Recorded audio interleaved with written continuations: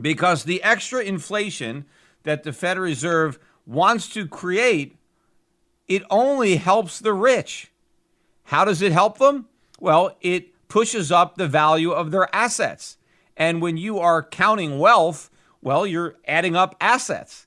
And so the wealthy are getting a lot wealthier as a result of these policies. Obviously, look at the super rich.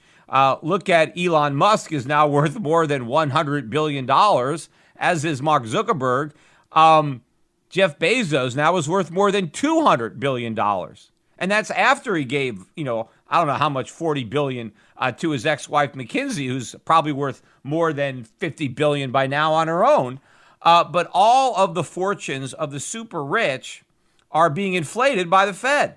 This bubble is causing all these stock prices to go up. And of course, not everybody is a multi-billionaire like these tech titans, but you do have a lot of Americans who have a lot of money in the stock market, and that is their wealth. And that wealth is now going to have a bigger number associated with it because of the inflation that the Federal Reserve is creating.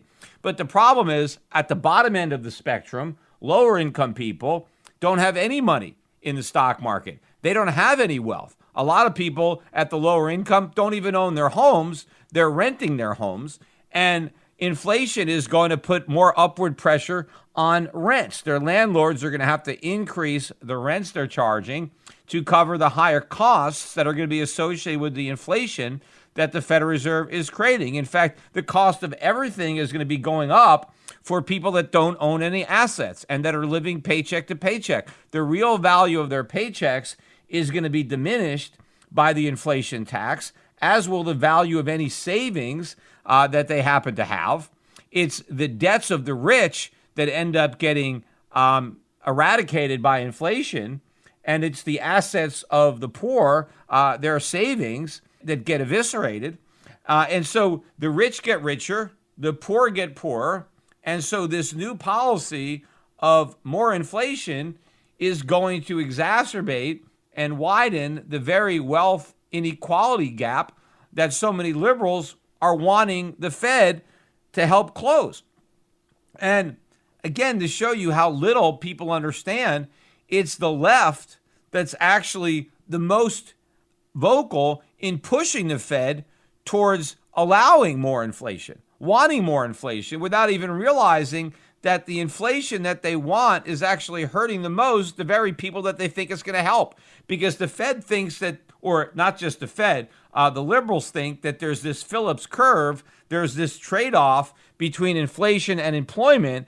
And so they believe that when the Fed tries to limit inflation, that it ultimately limits employment opportunities, that people are thrown out of work by the Fed's fixation on keeping low inflation, and that if we just allow more inflation, that will allow more employment and a lower unemployment rate. And that is all BS. In fact, that is one of the other things that the media gets wrong when they are reporting on what the Fed is doing, as if it somehow relates to a rejection of the Phillips curve. The Phillips curve was always BS. It never made any sense. Inflation is not caused by people working. In fact, if you're going to define inflation as rising prices, if you're going to misdefine it like that, people working does not result in prices going up. It actually results in prices going down.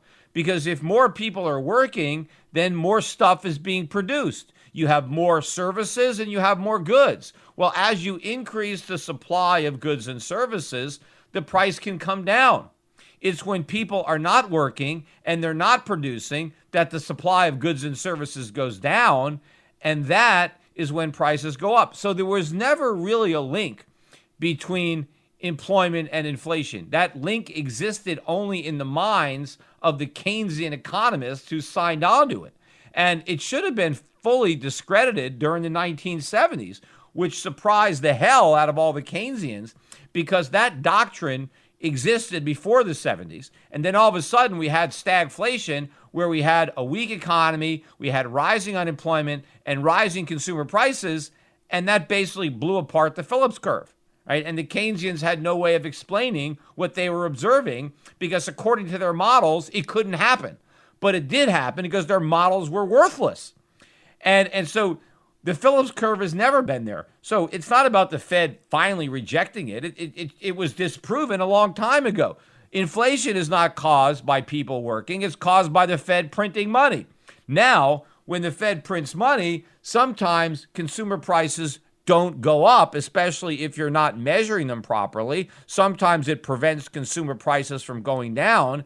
And sometimes inflation could be focused more on the price of financial assets like real estate, stocks, bonds, and things like that than it is on consumer goods, especially if you have other increases in efficiencies and productivity that are otherwise putting downward pressure on consumer prices, and that downward pressure is being somewhat ameliorated by the upward pressure being put on prices by the Fed. But if the market is putting more downward pressure on prices by improvements in efficiencies in production, then the upward pressure that the Fed is putting through creating inflation, then you can have the Fed creating inflation and you can have prices going down.